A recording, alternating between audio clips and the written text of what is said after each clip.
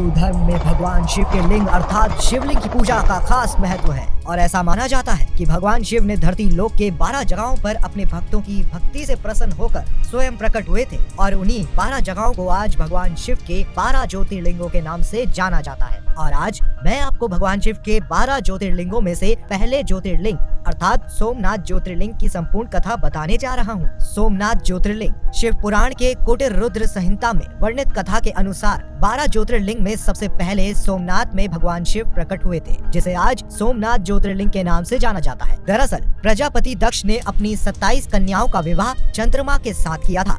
चंद्रमा को स्वामी के रूप में पाकर दक्ष कन्याएं विशेष शोभा पाने लगी तथा चंद्रमा भी उन्हें पत्नी के रूप में पाकर निरंतर सुशोभित होने लगे। उन पत्नियों में जो रोहिणी नाम की पत्नी थी उससे चंद्रमा सबसे अधिक प्रेम करते थे, जिससे बाकी पत्नियां दुखी रहने लगी। फिर एक दिन वे सभी अपने पिता प्रजापति दक्ष के पास गईं और उन्हें सारी बात बतलाई। अपनी पुत्रियों की बातें सुनकर प्रजापति दक्ष दुखी हो गए। फिर चंद्रमा के पास जाकर शांति पूर्वक बोले, हे वत्स, तुम निर्मल कुल में उत्पन्न हुए हो। तुम्हारे आश्चर्य में रहने वाली जितनी भी स्त्रियां हैं, उन सब के प्रति तुम्हारे मन में भेदभाव क्यों है? तुम किसी को अधिक और किसी को कम प्रेम क्यों करते हो? अब तक जो किया सो किया, अब आगे फिर कभी ऐसा भेदभाव पूर्ण बर्ताव तुम्हें नहीं करना चाहिए, क्योंकि उसे नरक देने वाला बताया गया है। प्रजापति दक्ष चंद्रमा को ये बातें बतलाकर अपने घर को लौट आए। उन्हें पूर्ण विश्वास था कि चंद्रमा अब भेदभाव पूर्ण बर्ताव नहीं करेगा, लेकिन चंद्रमा ने प्रजापति दक्ष की बात नहीं मानी। वे रोहिणी में इतने आसक्त हो गए थे कि उन्हें दूसरी किसी पत्नी का कभी उन्होंने आदर ही नहीं किया। इस बात को सुनकर दक्ष दुखी हो गए और फिर चंद्रमा के पास गए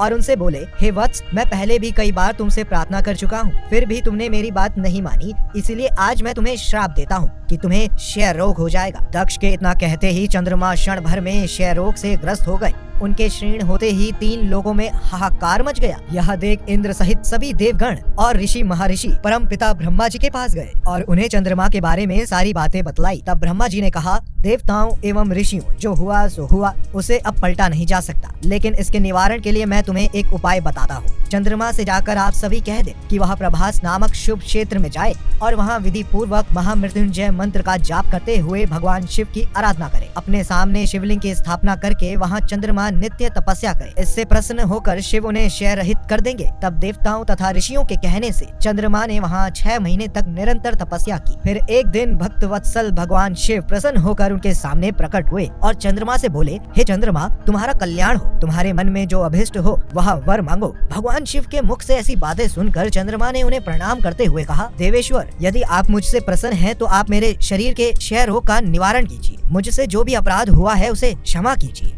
तब भगवान शिव ने चंद्रमा से कहा, हे चंद्र, एक पक्ष में तुम्हारी कला प्रतिदिन क्षीण हो और दूसरे पक्ष में फिर वह निरंतर बढ़ती रहे। फिर चंद्रमा ने भगवान शिव की स्तुति की। चंद्रमा की स्तुति से प्रसन्न होकर भगवान शिव निराकार रूप से साकार रूप में प्रकट हुए, अर्थात लिंग के रूप में प्रकट हो सोमेश्वर कहलाए और सोमनाथ ज्योतिर्लिंग के नाम से तीनों लोकों में विख्यात हुए। दोस्तों, ऐसा माना जाता है कि जो कोई भी मनुष्य सोमनाथ जाकर इस ज्योतिर्लिंग का भक्ति भाव से पूजन करता है, वह चंद्रमा की तरह क्षय और कोढ़ आदि रोगों से मुक्त हो जाता है। वर्तमान में सोमनाथ ज्योतिर्लिंग गुजरात में स्थित है। इस तरह अगर आप और भी ज्योतिर्लिंग के बारे में जानना चाहते हैं तो नीचे कमेंट करके हमें जरूर बताएं।